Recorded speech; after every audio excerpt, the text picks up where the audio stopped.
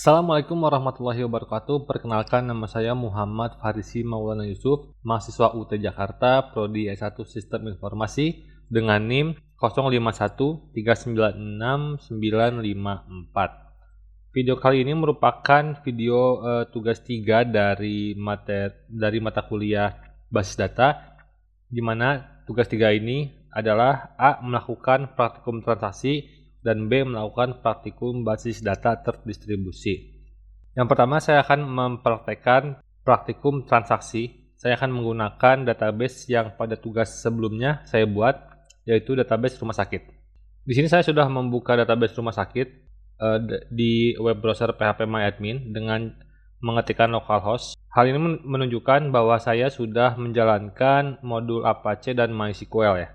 Untuk dapat melakukan transaksi, database MySQL harus dapat mendukung salah satu storage engine, yaitu InnoDB atau BerkeleyDB. Cara memeriksa apakah MySQL kita mendukung salah satu storage engine, kita bisa lihat di sini ya, di database rumah sakit, tipenya ada InnoDB, berarti ini mendukung storage engine InnoDB. Yang pertama, saya akan mempraktekkan perintah commit, di mana commit ini adalah sebuah perintah yang menandakan bahwa transaksi telah selesai dilaksanakan dan terjadi perubahan data. Sebagai contoh, di sini saya akan membuat store prosedur dengan sebuah perintah commit dengan memasukkan data pada tabel pasien. Pertama, saya akan memasukkan data tanpa perintah commit terlebih dahulu. Caranya adalah kita masuk ke database rumah sakit ya, sudah. Kita langsung masuk ke rutin. Di sini kita create new rutin dan tambahkan rutin name, misalnya transaksi 1 dengan tipe prosedur. Kita tambahkan definitionnya dengan begin.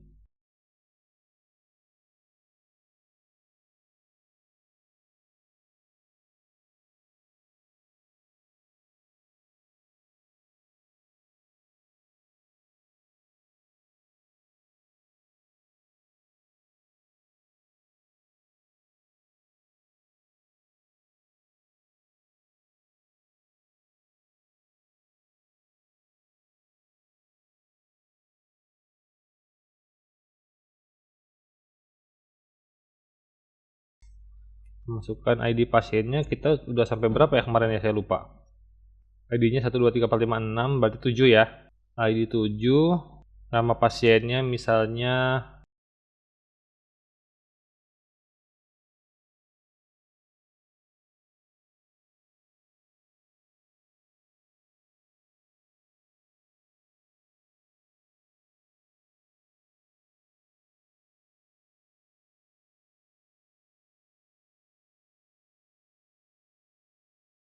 tutup dengan end. Sudah, security-nya kita tinggalkan default ya, definer dan content SQL. Lalu kita go. Localhost saya missing value in the form. Ada yang kurang. Oh gitu. Oke, ternyata kita harus hilangkan dulu ya parameternya. Kita langsung go. Nanti juga. Kita coba hapuskan dulu kutipnya.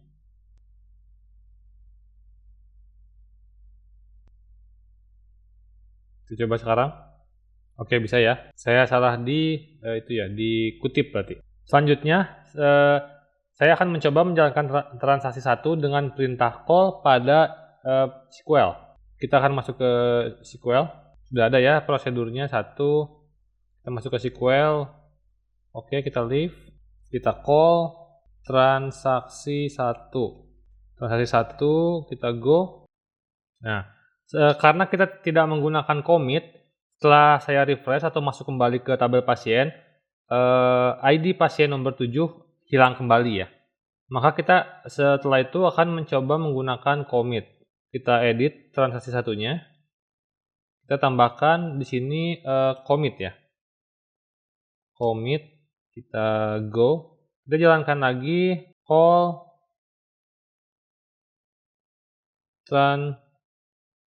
transaksi 1. Kita go kan. Di sini Ahmad Farisnya sudah ada ya. Kita coba masuk ke tabel pasien. Dan di tabel pasien ada ID pasien nomor 7 dengan nama pasien Ahmad Faris dari Bogor.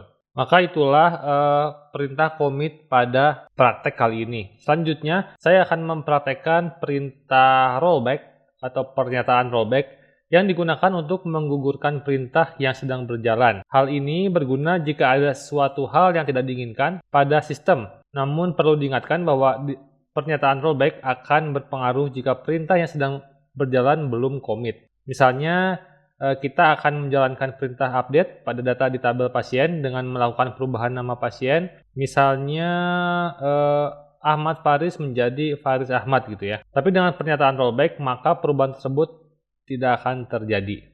Mari kita buat rutin baru. Di sini kita namakan transaksi 2. Di sini kita hapus drop.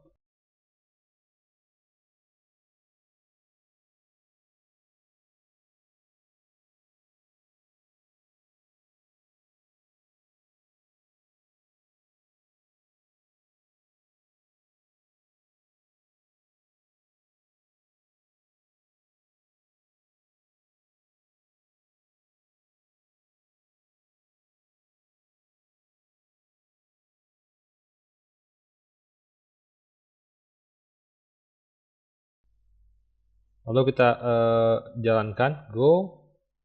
Transaksi 2 sudah ada dengan prosedur berikut ya. Kita kembali ke SQL. Kita call transaksi 2, go. Transaksi 2 telah berhasil dijalankan. Tapi kita bisa melihat pada tabel, tidak terjadi perubahan apapun ya karena telah dilakukan rollback. Jika kita ingin ada perubahan, maka transaksi 2 tersebut tidak perlu dimasukkan rollback.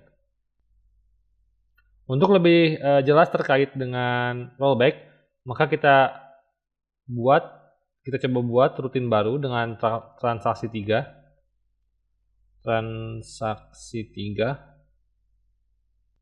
Misalnya akan ada dilakukan perintah insert data baru pada tabel pasien dan pada ID pasien 3 akan dilakukan perubahan data menjadi misalnya seperti tadi Faris Ahmad ya. Tapi setelah perintah insert dilakukan, perintah selanjutnya adalah rollback dan setelah itu dilakukan perubahan pada nama pasien menjadi Faris Ahmad di ID pasien 3 ya. Kita buat lagi di transaksi 3 ini, begin, start transaction, kita masukkan insert into pasien, ID pasien, nama pasien, jenis kelamin, alamat pasien, tutup, nilainya values, nilainya 8 ya, 8 kita ubah, kita tambah dengan Hamida misalnya, Hamida Yusufi dari dari NTT. Oh ya, lupa pilihnya 2 sama NTT YouTube ya. Di sini kita tambahkan rollback. Setelah itu kita update pasien. Update pasien. Set. Kita ubah ya nama pasien sama dengan Faris Ahmad. Kita tukar di ID pasien 7 ya, ID pasien atau ID pasien 3 apa? Biar kita lihat perbedaannya. Faris Ahmad. Where ID pasien sama dengan 3 ya. Kita commit. Select semua from pasien dan N. Oke, kita langsung go kan. Oh, ada yang salah sebentar. Oke, ini komanya ternyata salah ya. Saya menambahkan koma di belakang. Oke, kita coba jalankan lagi. Ya, sudah terbuat transaksi 3. Kita masuk ke SQL, dan kita call transaksi ini ya. Call transaksi 3. Oke, maka di sini bisa kita lihat di pasien penambahan ID pasien 8 dengan nama Amida Yusufi itu tidak jadi dilakukan karena kita tambahkan rollback, dan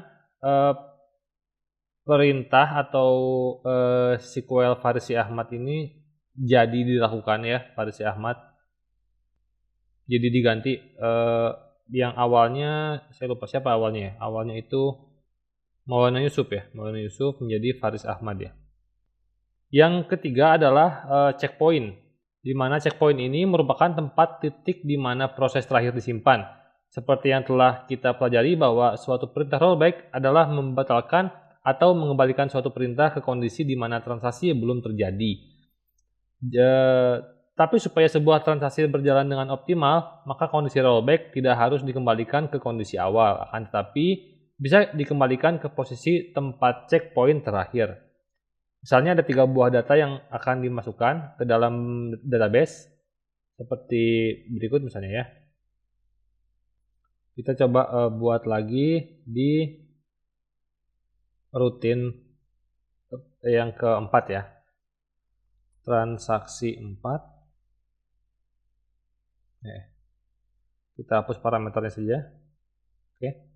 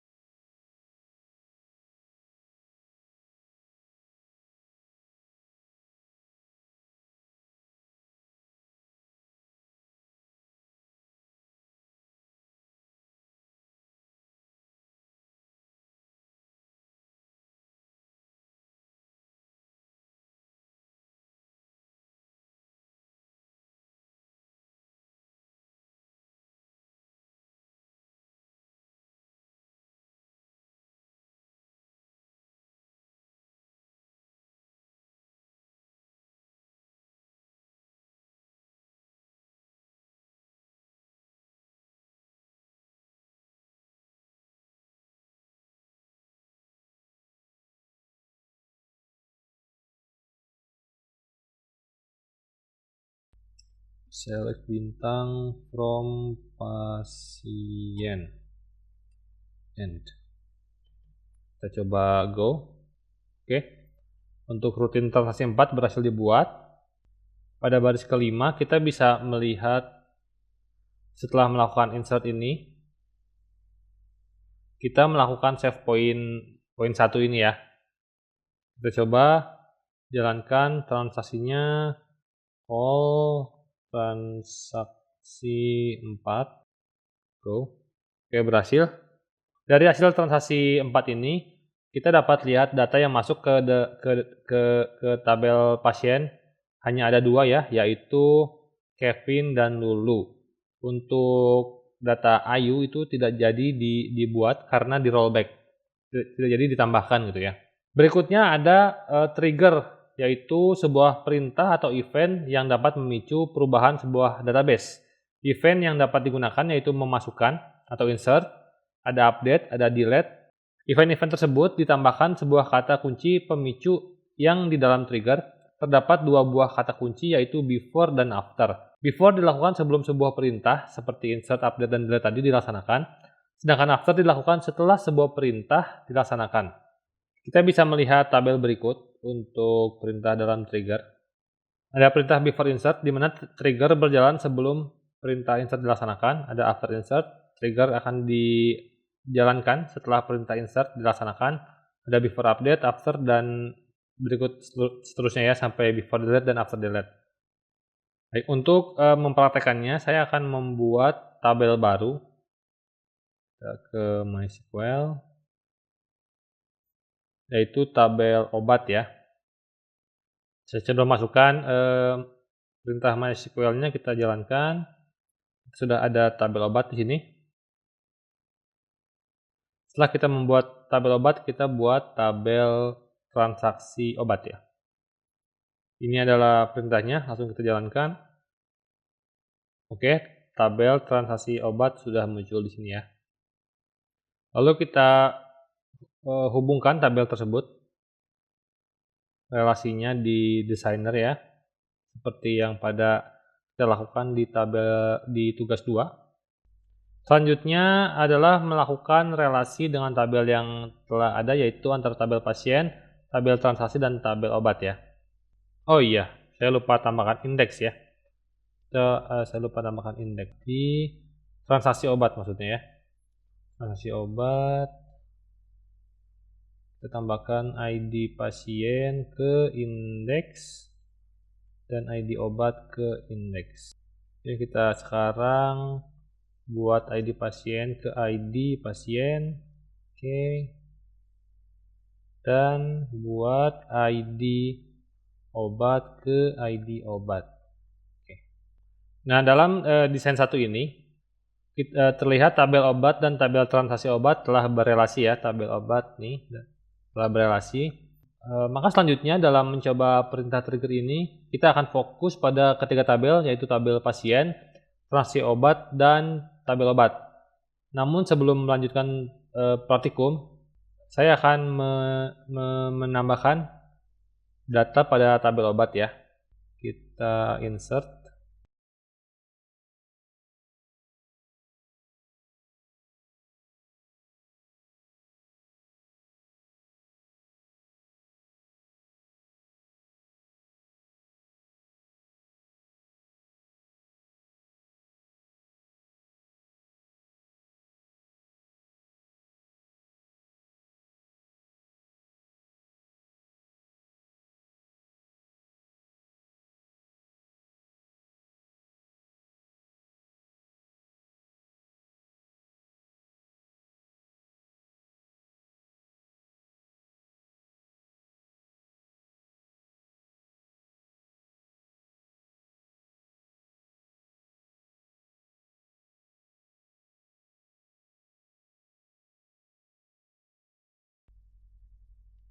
Oke. Kita sudah ada 4 obat ya. Nah, pada trigger ini saya akan mencoba misalnya seorang pasien membeli obat paracetamol, maka ketika tabel transaksi obat pada atribut jumlah dimasukkan data, maka secara otomatis stok pada tabel obat akan berkurang begitu ya. Kita di sini masuk ke trigger. Kita buat trigger baru. Misalnya nama triggernya adalah tanggal jual. Ini adalah transaksi obat. Time-nya after insert ya. Di sini kita masukkan update obat set stock sama dengan stock dikurang new jumlah where ID obat sama dengan new ID obat. Kita go, ada trigger sudah dibuat ya, ada trigger tanggal jual. Lalu pada transaksi obat, browse transaksi obat, misalnya kita masukkan data, ID transaksinya 1, pasien misalnya Ahmad Faris, ID obatnya beli yang 1 ya, jumlahnya misalnya beli 5 dengan total harga berarti berapa, 5.000 ya, atau kosong aja, kita kosongkan, kita jalankan, go. Setelah itu ini sudah ada ya di tabel transaksi obat ini sudah ada sebuah transaksi, kita coba cek di obat, maka stoknya berubah ya, berkurang 5. Maka itulah untuk perintah trigger. Mari kita lanjutkan ke tugas berikutnya, yaitu replikasi. Yang pertama, saya akan melakukan konfigurasi pada komputer pertama, yaitu Windows saya ini. Pada komputer Windows, pertama kita masuk ke tab Replication ya. Di sini ada Primary Replication dan ada Replication. Karena Windows ini saya akan gunakan sebagai master, maka saya akan klik Configuration pada Primary Replication ya. Di sini ada Would you like to configure it? Saya akan klik Configure. Di sini saya akan pilih database rumah sakit ya. Di sini ada perintah now add the following lines at the end of my MySQL ID section in your my.conf and please restart the MySQL. Berarti kita akan copy file ini, kopikan. Setelah kita kopikan, kita buka control panel dari MySQL. Di sini kita config the my ini, lalu kita paste di sini ya server ID-nya rumah sakit, kita save, lalu kita restart modul MySQL-nya. Kita stop dan kita start lagi ya. Lalu kita coba lihat di web browsernya. Nah, di sini sudah muncul ya, show primary status rumah sakit. So, connected replikanya belum ada ya. Oh, sebentar, ada yang terlewat di sini. Ignore-nya kita ganti dengan do ya. Do, kita lakukan sekali lagi restart. Oke, kita lihat lagi di sininya statusnya udah do db rumah sakit ya. Nah, variabel dan value ini akan dipakai pada konfigurasi di komputer kedua, yaitu Ubuntu. Oleh karena itu, kita harus catat data master ini ya. Selanjutnya, saya akan membuat akun replikasi yang akan digunakan untuk mengakses basis data dari komputer 2. Untuk membuat akun tersebut, kita akan klik menu user account. Kita klik user account di sini di atas ini. Di sini kita add user account ya. Kita tambahkan usernya, misalnya Farisi. Hostnya itu kita lihat di Ubuntu. Kita cek settingan Ubuntu kita. Pada interface INP0S8, saya akan cek IP-nya di 192.168.56.103. Kita pakai use text field. Kita gunakan di sini 192.168.56.103. Passwordnya kita buat sesuai keinginan kita. Lalu pada bagian privilege-nya kita tambahkan replication client dan slave. Replication client mengaktifkan penggunaan pernyataan show master status, show slave status, dan show binary logs. Kemudian memberikan hak istimewa ini ke akun yang digunakan oleh komputer klien yaitu Ubuntu untuk menyambungkan ke server Windows. Dan replication slave memungkinkan akun untuk meminta pembaruan data pada server. Setelah itu mari kita klik go, dan akun untuk 103 ini sudah ada ya, berikut dengan keterangan berikut. Selanjutnya adalah melakukan ekspor database rumah sakit dan simpan pada sebuah USB flash disk. Kemudian kita akan import database tersebut ke komputer 2 yaitu Ubuntu. Untuk melakukan ekspor tersebut, kita masuk ke database-nya rumah sakit. Kita klik export, tab export berikut. Lalu kita klik export ya. Dan bisa kita lihat rumah sakit.sql telah kita download. Kita coba cek di foldernya. Kopikan rumah sakit tersebut ke USB ya. Rumah sakit.sql sudah terdapat di dalam USB. Setelah itu mari kita berpindah ke Ubuntu. Pada server Ubuntu kita konekkan USB yang sudah kita kopikan file .sql-nya. Oh, ini belum ter-attach sepertinya. Karena di sini ternyata saya tidak bisa mengkonekkan USB saya. Saya sudah coba troubleshooting tapi tidak bisa. Saya akan menggunakan metode mount ISO ya. Saya sudah membuat ISO yang di dalamnya terdapat file database rumah sakit. Kita mount, sudah termount, oke. Karena sudah di mount, ini akan muncul di sini. Kita pindahkan ke dokumen. File SQL-nya sudah masuk ke dokumen. Setelah itu, kita buka control panel SAM yang ada di Ubuntu. Kita buka lewat sini ya, cd/opt cd-lamp. Kita jalankan manager Linux x64.run. Oke, kita jalankan database-nya dan web servernya ya. Apache dan MySQL sudah running. Kita bisa lihat statusnya hijau dan LED-nya hijau dan statusnya running ya. Untuk mengakses phpMyAdmin sama seperti di Windows, kita masuk ke browser. Setelah itu kita create database dengan nama yang sama seperti di Windows. Create rumah sakit. Oke, database rumah sakit sudah ada ya. Lalu kita import. Kita browse jadi dokumen ya. Ini rumah sakit SQL. Select. Setelah dipilih kita import ya. Kita cek di strukturnya. Ini terdapat error sih sebenarnya, tapi kita coba cek. Karena di sini dikatakan kita coba MySQL upgrade ya. Kita coba pindah ke opt lamp cdbin MySQL upgrade.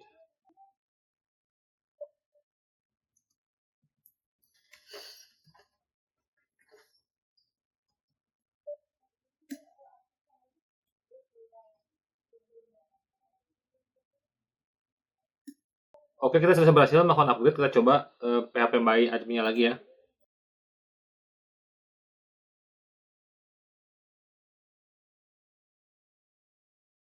Ya, sudah berhasil ya.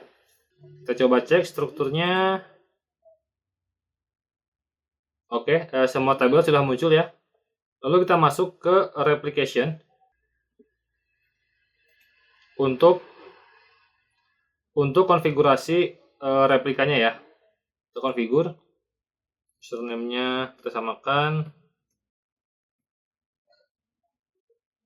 Hostnya itu 192.168.56.100. Portnya default ya. Kita go. Cek. Connection disabled. Oh iya, ada yang terlewat ya. Kita harus melakukan, kita jalankan lagi kok control panelnya ya. Pada MySQL kita konfigur. Kita open file config-nya.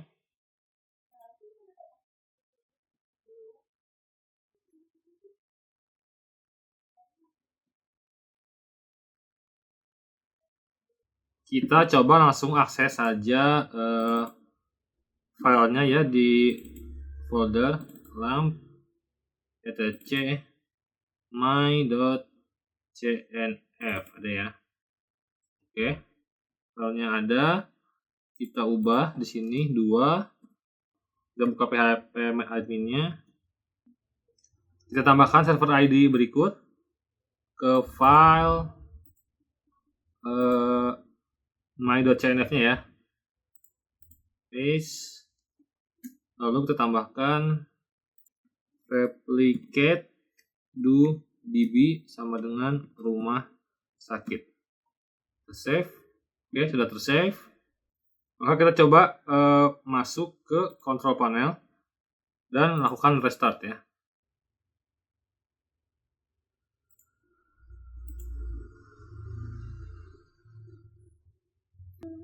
Kita restart MySQL-nya. Coba cek database-nya ya. Kita restart lagi. Ya, kita coba config lagi replikasinya, username-nya sesuai yang kita setting di Windows ya. Masukkan IP-nya, IP Windows 56100, kita go. Oke, terdapat connection to server disable, please enable CFG allow arbitrary server in PHP my admin configuration. Di sini yang harus kita lakukan adalah merubah atau mengedit libraries di change.php. Kita masuk ke cd/php_myadmin opt php myadmin. Cek ada folder libraries. Terus lagi ada. Lalu kita ubah hak aksesnya dari file config.default.php ya. Di sini kita sudo chmod rwsx a plus rwsx a plus rwsx filenya config.default.php ya. Cek lagi ls sudah diubah. Kita masuk, kita coba buka untuk filenya ya. Di lamp php myadmin libraries dan config.default ya. Kita buka, open with text editor. Lalu kita cari file yang disable tadi ya, .cfg allow itu. ini ya, false. CFG arbitrary servernya kita ganti dengan true. Kita save dan kita buka lagi kontrol panelnya. Restart MySQL database-nya. Sudah jalan, kita masuk lagi ke PHP MyAdmin-nya. Kita configure, ulang. Sini Parisi, masukkan password, lalu hostnya, kita go. Oke, coba sekali lagi ya, takutnya saya salah memasukkan IP lagi ya. Oke, coba lagi kita replication-nya. Configure, kita 192, 168, salah, maaf. Parisi, password 192, 168, 56.1. Masih belum bisa. Oke, jadi setelah saya coba troubleshooting, ternyata file config.default.php ini tidak override si konfigurasi dari allow arbitrary server ya. Yang harus kita lakukan adalah melakukan konfigurasi pada file config.inc.php ya, bukan default.php. Karena saya melakukan instalasi PHP MyAdmin dari SAM, saya coba akses .opt lam PHP MyAdmin. Di sini ada config.inc.php ya. Kita langsung coba nano config.inc.php ya. Kita tambahkan saja paling bawah. Kita kopikan ya ininya, cfg true, copy,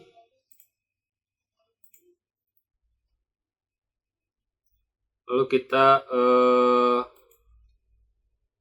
write ya. Kita coba exit dulu kalau gitu ya. Exit, save, no. Kita sudo nano ya. Sudo nano. Kita kembali ke bawah. Paste. Oke, coba kita write. PHP, oke, sudah tertulis ya. Kita exit. Sekarang kita coba restart lagi ya PHP MyAdmin-nya.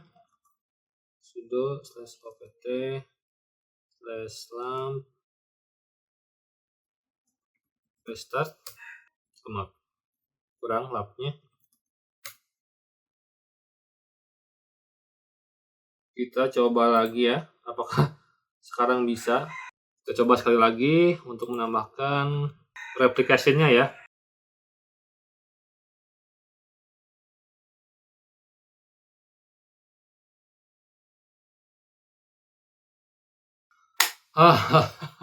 Oke kawan-kawan, akhirnya sudah bisa ya.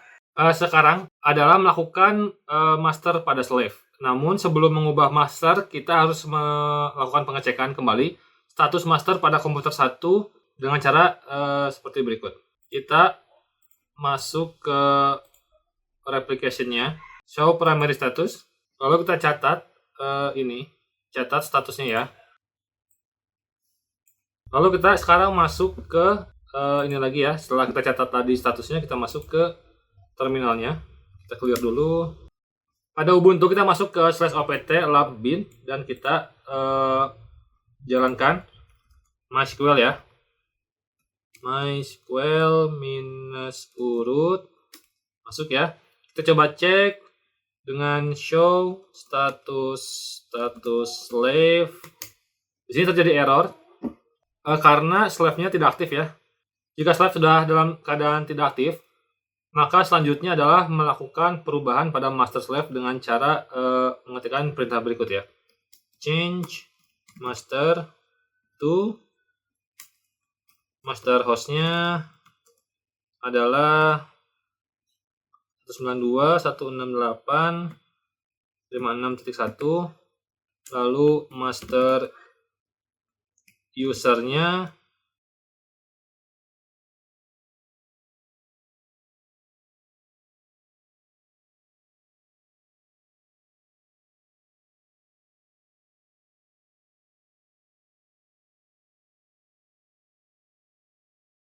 Lalu kita masukkan master passwordnya.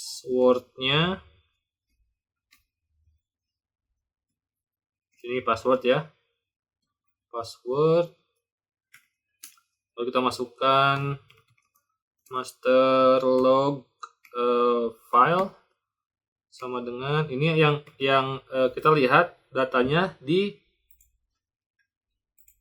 master ya, yaitu di Windows maksudnya. MySQL bin dot 000003.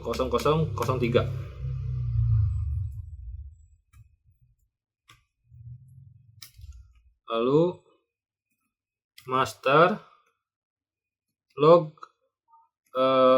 positionnya sama dengan 342. Kita coba buat. Setelah saya cek lagi ternyata saya tipe ya, bukan salah IP.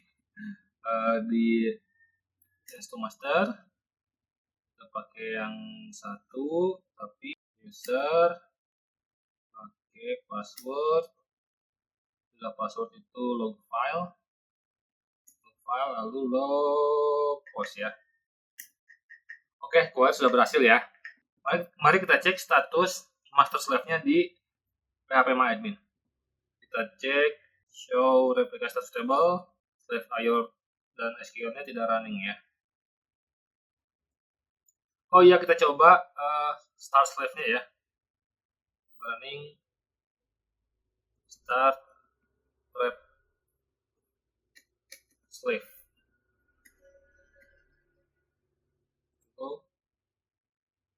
Oke, start slave sudah selesai.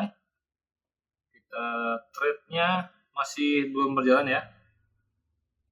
Kita cek. Kalau kita lihat status SQL-nya running, kita coba IO-nya ya. Oke, setelah saya troubleshooting ternyata position di sini berubah ya jadi 655. Kita coba config lagi di Ubuntu-nya ya. Kita stop slave-nya. Oke. Dijalankan lagi. Change master to 01 master user, master password.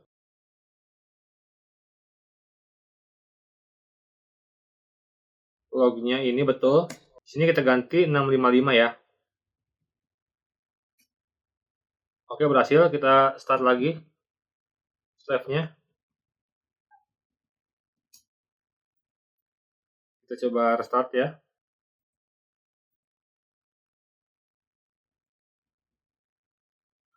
Oke, masih terjadi kesalahan di sini ya. Setelah saya cek last errornya, the slave IO thread stop because master and slave have equal MySQL server ID ya. Berarti ID-nya yang sama.